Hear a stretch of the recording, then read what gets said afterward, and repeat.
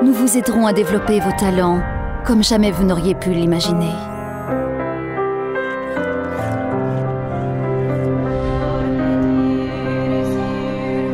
Nous vous aiderons à voir le monde comme jamais vous ne l'avez vu. Et à partager davantage avec ceux qui vous sont chers. Avec nos augmentations, nous vous aiderons, vous et votre famille, à vivre la vie dont vous avez toujours rêvé. Le transhumanisme permet d'une part de guérir de beaucoup de maladies que pour le moment nous ne savons pas guérir, de dépasser la loterie génétique qui nous a donné ceci et pas cela, et que souvent on est obligé de faire ainsi parce qu'on est né ainsi, alors qu'on a dépassé depuis la Révolution française la tyrannie de la naissance au niveau social. On ne sait toujours pas le faire au niveau biologique, on est en passe de savoir le faire. Et au-delà de ce dépassement des contraintes initiales, on va pouvoir aller plus loin pour voir mieux, voir plus loin, courir davantage, voire pouvoir s'adapter à des environnements différents. Ou gagner en intelligence. Vraiment, c'est une très grande liberté que l'on va gagner au niveau morphologique, au niveau biologique.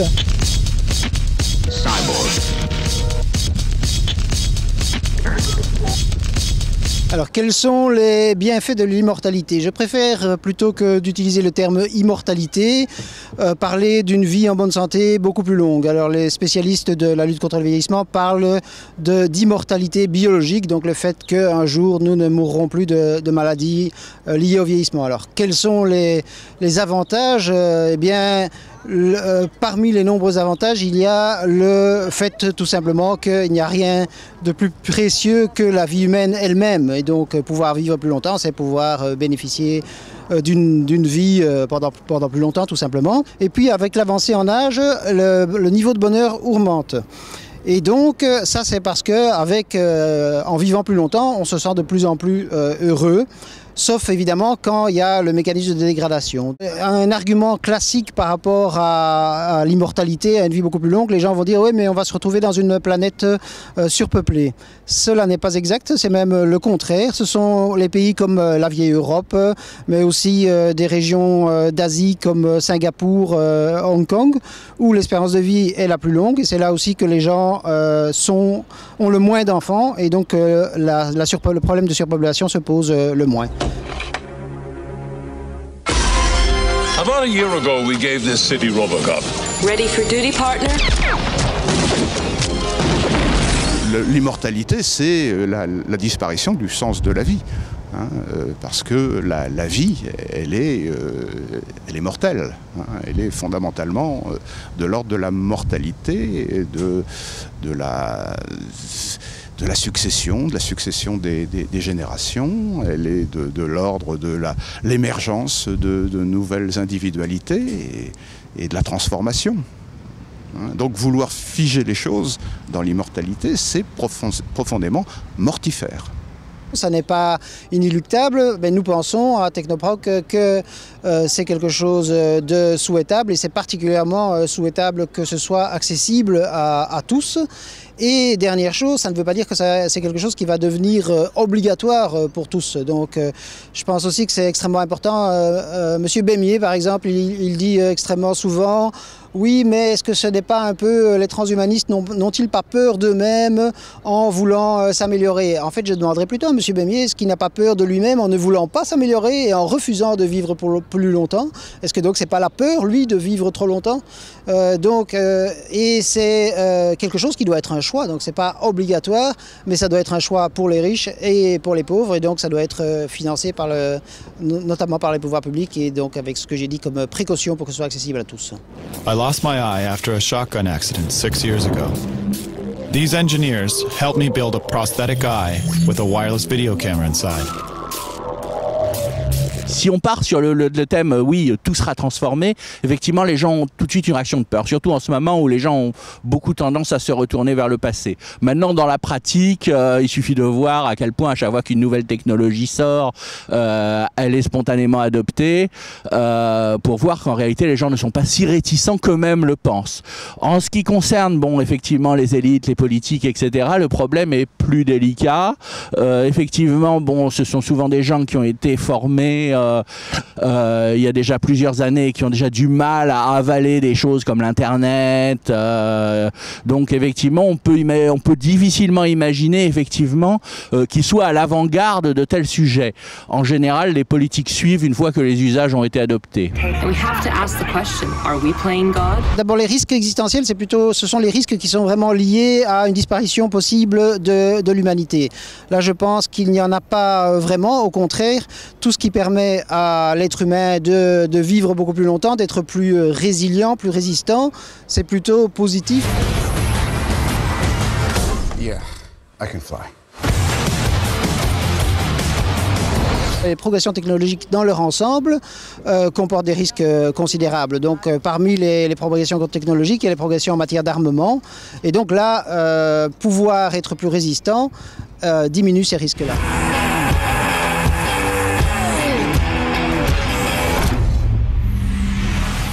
Good luck keeping up. Puis supprimer la mort, hein, en permettant ce qu'on appelle l'uploading, c'est-à-dire le téléchargement de la conscience sur des matériaux inaltérables. Donc vous voyez qu'on on prétend supprimer tout ce qui fait de nous des êtres humains, puisque nous sommes des êtres de hasard, nous sommes des êtres qui sommes voués au plaisir comme à la douleur, nous sommes des êtres qui devons avoir une trajectoire qui va de l'enfance à la vieillesse, et puis nous sommes des êtres mortels. Your storage capacity is now 160 gigabytes. Donc vous me posez la question de savoir si nous engageons un processus de déshumanisation. Je dis oui, bien entendu. Hein. Les technologies veulent en finir avec l'homme. Hit me.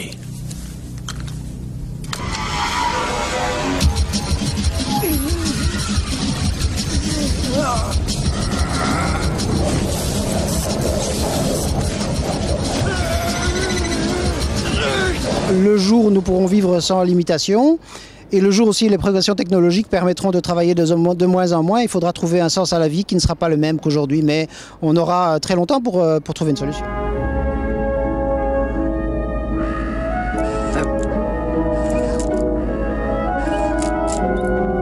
Pendant toute l'histoire de l'humanité, on pouvait à la limite imaginer ce qui se passerait dans 30 ans. Aujourd'hui, c'est réellement inimaginable. Ce qui fait que, peut-être qu'il va se passer des choses extraordinaires. Est-ce qu'on pourra abolir le vieillissement? J'en sais rien. Tout ce que je peux dire, c'est qu'aujourd'hui, en tout cas, les gens ont les moyens de chercher. Alors maintenant, peut-être qu'on va découvrir que c'est totalement impossible. Peut-être qu'on découvrira ça dans 200 ans. Peut-être qu'on ne le découvrira jamais. Peut-être qu'on le découvrira l'année prochaine.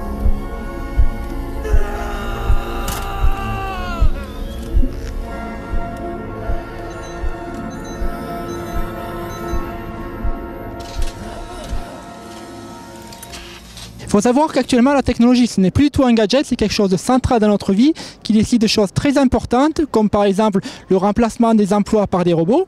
Et donc, c'est vraiment très important de se poser des questions en tant que citoyen. J'estime que c'est un devoir civique de se poser ces questions-là.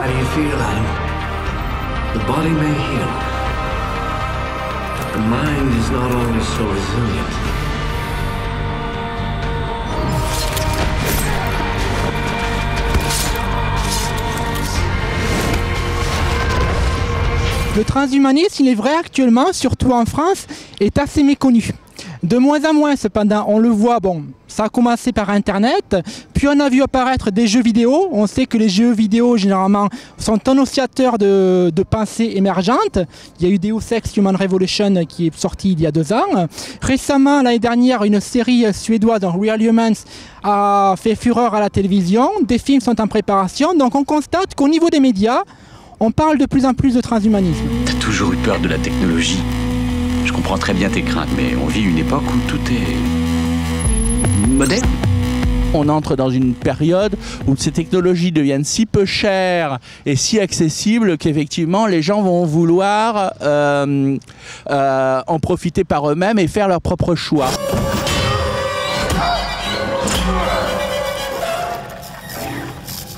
Les gens vont devoir de plus en plus, et ça, est-ce qu'ils y sont prêts, adopter une forme de méthode scientifique par rapport à leur propre vie et être capables d'évaluer l'impact de telle ou telle technologie sur leur corps ou sur leur esprit. Il est important que le public se saisisse de cette question centrale des NBIC, car elle va toucher l'ensemble des points de la vie. Autant au niveau familial, le fait qu'un téléphone mobile permet de changer la structure familiale, de donner de l'indépendance à une adolescente, qu'un robot qui change la structure de l'emploi, qu'un génie génétique qui permet de survivre après certains accidents.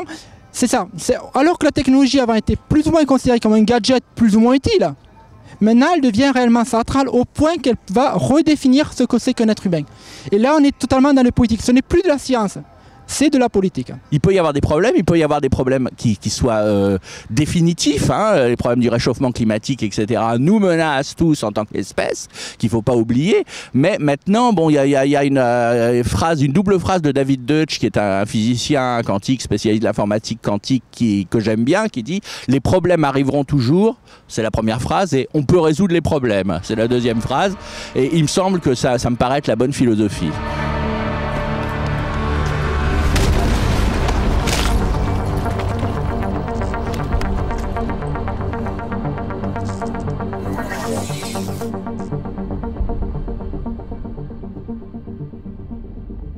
Vidéo également sur Dailymotion YouTube et en podcast iTunes.